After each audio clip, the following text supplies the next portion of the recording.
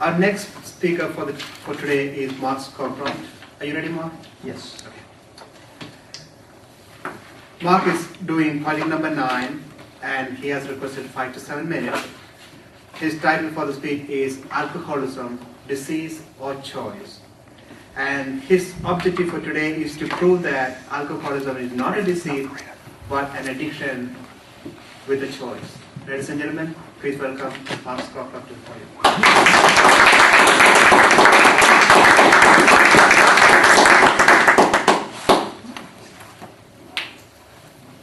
Thank you, Toastmaster of the Day and fellow Toastmasters and guests.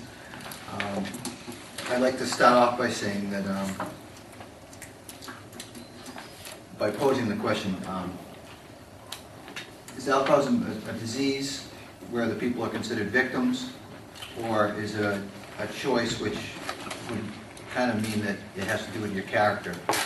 And I'd like to ask you guys a few questions here to get a poll on this. You know, what is your idea of an alcoholic? Can everybody see that all right? Is that big enough, the writing? And it's like a multiple choice. Like, how many people think of an alcoholic? They think of a homeless bum, somebody on the side of the road. Anybody? Okay. How about like a business person? You know, I mean, like a housewife. These are just some ideas I came up with. Or gee, it could be anyone. All right. Well, everybody's right there, because that's really what it comes down to. Alcoholism is considered a disease only because the American Medical Association said it was a disease. And a lot of people, 90% according to a Gallup poll, if you ask whether it was a disease or not, would probably say they would agree with the American Medical Association. But it's not a disease in the true sense of disease, because what happens is with a disease, the symptoms come because of the disease, whereas with alcoholism, you have to consume the alcohol before you have the symptoms of the disease.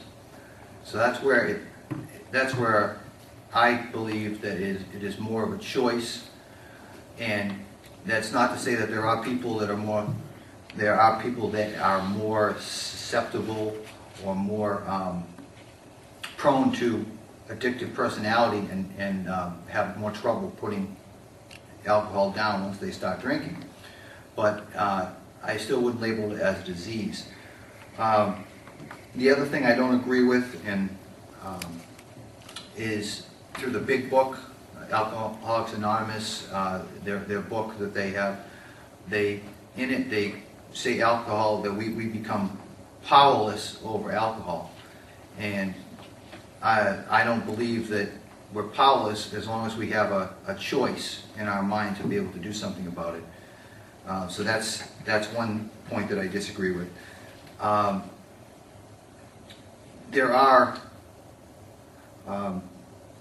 a lot of it has to do with mind. Cognitive therapy is one way to deal with an addictive behavior, and there is, if we can change our way of thinking, we can change, actually our behavior patterns. And I think that's the best way to approach it. And in a personal note, it's worked in my life, and so the evidence I have is me, and so that's how I look at that. I have some information, which is just some quotes I just want to read that I had. I know it's more of a speech, but I figured it's important to some other people's thoughts. And this I got on the computer. I was looking, and I found one of the most important things for an individual or a loved one to know about alcoholism is that it's not a disease, and with the right rehabilitation program, it can be completely overcome. An addiction to alcohol can be a physical and or emotional dependence, but should not be considered a disease. Similar to other addictions, an individual turns alcohol to solve a problem you're having, and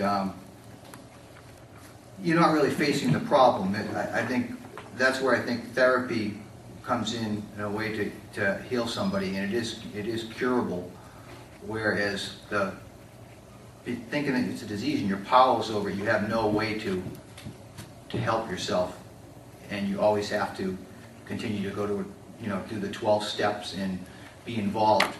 And I don't believe that that's where it is. I know alcoholism is progressive. There are some things I'll just share a little bit about. There are 4 parts to alcoholism. The first, you start off with cravings.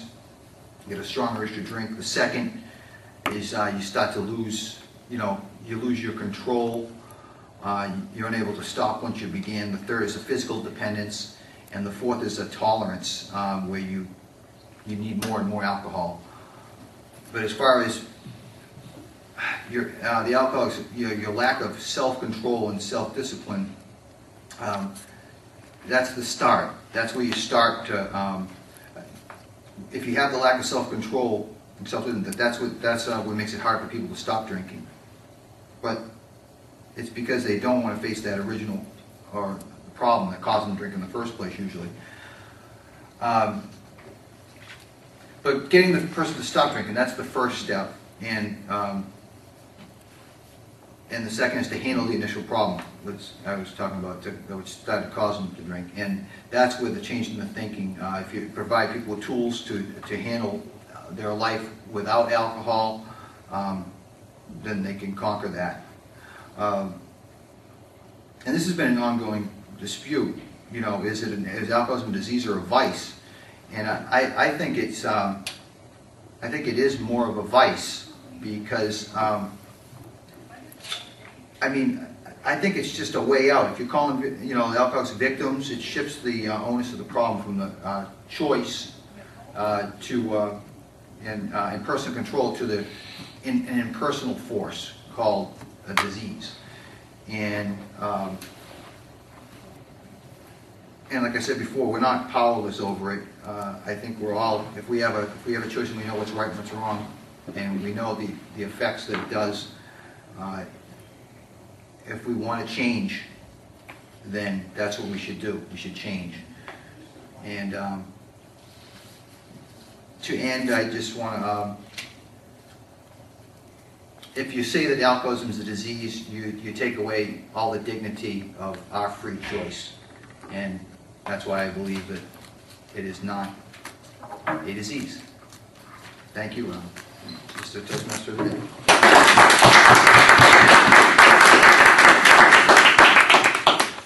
Thank you, Mark. That was a very interesting speech. And I'm sure most of us will agree with what you just said. And the last